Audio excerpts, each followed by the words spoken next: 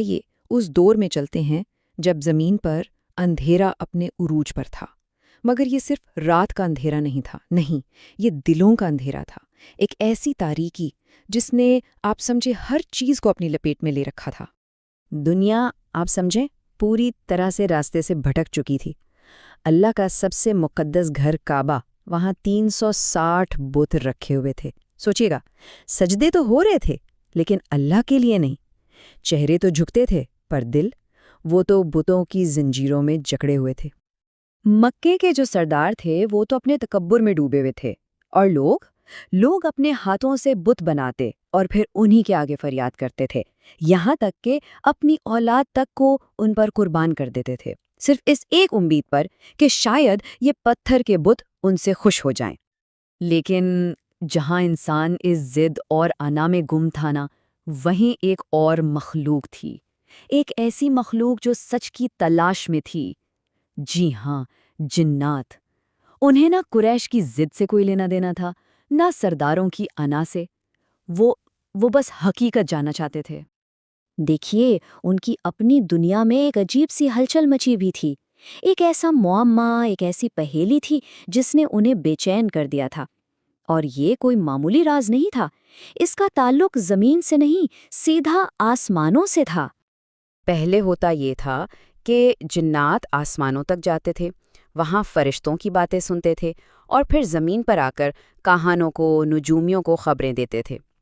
لیکن اب سب کچھ بدل چکا تھا، اچانک۔ اب حال یہ تھا کہ جو بھی جن اوپر جانے کی کوشش کرتا، آگ کے شعلے اسے جلا کر نیچے پھینک دیتے۔ آسمانوں پر پہرے بہت سخت کر دیے گئے تھے۔ ان کے لیے یہ ایک بہت ہی بڑی اور بالکل اچانک آئی ہوئی تبدیلی تھی۔ تو وہ سب پریشان تھے، حیران تھے کہ بھئی آخر زمین پر ہو کیا رہا ہے؟ ایسا کون آ گیا ہے جس کی حفاظت کے لیے آسمانوں پر ایک نیا قانون نافذ کر دیا گیا ہے؟ انہیں اب یقین ہو چکا تھا کہ زمین پر کوئی نہ کوئی بہت بڑا واقعہ ہوا ہے، اور کہتے ہیں نا، جب سچ کی تلاش شدت اختیار کر لے تو پھر کائنات بھی جواب دینے پر مجبور ہو ہی جاتی ہے۔ تو ان میں سے ایک نے کہا، چلو سب پھیل جاؤ، زمین کے کونے کونے میں جاؤ اور ڈھونڈ کر لاؤ کہ آخر یہ سب کس کی وجہ سے ہو رہا ہے۔ بس پھر کیا تھا، جنات کا قافلہ پوری دنیا میں پھیل گیا۔ تو دیکھیے، ایک طرف جنات تلاش میں نکلے ہوئے تھے، اور دوسری طرف اللہ کے رسول صلی اللہ علیہ وسلم چند صحابہ کے ساتھ مکہ سے طائف کے سفر پر تھے۔ انہیں اس بات کا بالکل علم نہیں تھا کہ اس رات انہیں کون سن رہا ہے۔ رات ٹھنڈی تھی اور ہوا میں نا ایک عجیب سی خاموشی تھی۔ پوری دنیا سو رہی تھی لیکن تقدیر جاگ رہی تھی۔ وقت تھا فجر سے کچھ پہلے کا۔ اس گہری خاموشی میں اللہ کے رسول صلی اللہ علیہ وسلم نے قیام کیا اور نماز شروع کی، اور ان کی زبان مبارک سے وہ کلام ادا ہو رہا تھا جو پہلی بار زمین پر پڑھا جا رہا تھا۔ یہ آواز، یہ کانوں سے نہیں، سیدھا روح سے سنی جا رہی تھی۔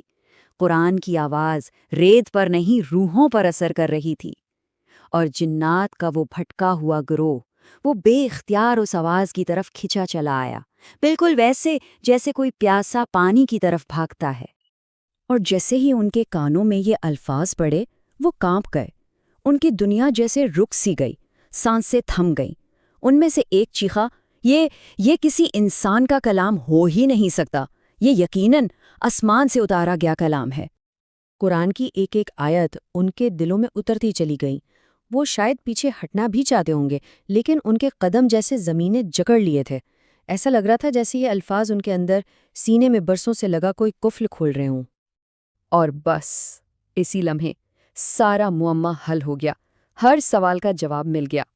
ذرا تصور کیجئے، وہ جن جو شاید صدیوں تک آسمان سے خبریں چراتے رہے تھے، آج زمین پر ایک ایسی حقیقت سن رہے تھے جو ان کی زندگی کی بنیاد ہی بدلنے والی تھی۔ اب انہیں سب سمجھ آ گیا کہ آسمان اس لیے بند کیے گئے تھے کیونکہ محمد صلی اللہ علیہ وسلم زمین پر تشریف لے آئے ہیں۔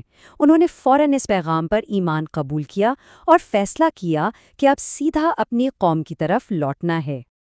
ان کے دلوں میں بس ایک ہی جملہ گونج رہا تھا، ہم نے ایک عجیب قرآن سنا ہے۔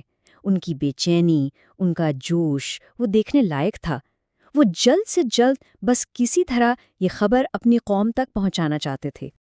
جب تلاوت مکمل ہوئی تو جنات آپ صلی اللہ علیہ وسلم کے سامنے حاضر ہوئے اور اپنے ایمان کا اقرار کیا، اور آپ صلی اللہ علیہ وسلم نے انہیں حکم دیا، اپنی قوم کی طرف لوٹ جاؤ اور انہیں اس پیغام سے خبردار کرو۔ وہ جنات جو کبھی شاید جوابات کی تلاش میں بھٹک رہے تھے، آج اپنی ہی قوم کے لیے رہنما بن گئے تھے۔ ان کی زندگی کا مرکز، ان کا مقصد سب بدل چکا تھا۔ وہ جو کل تک بھٹکے ہوئے تھے، اب راستہ دکھانے والے بن چکے تھے۔ صرف ایک ملاقات، ایک تلاوت، اس ایک واقعے نے نہ صرف ان کی تقدیر بدلی بلکہ یہ ثابت کر دیا کہ ہدایت کی روشنی کسی بھی مخلوق تک پہنچ سکتی ہے، چاہے وہ ہمیں نظر آئے یا نہ آئے۔ تو یہ قصہ ہمیں بتاتا ہے کہ جنات کی دنیا تک اسلام کا پہلا پیغام کیسے پہنچا۔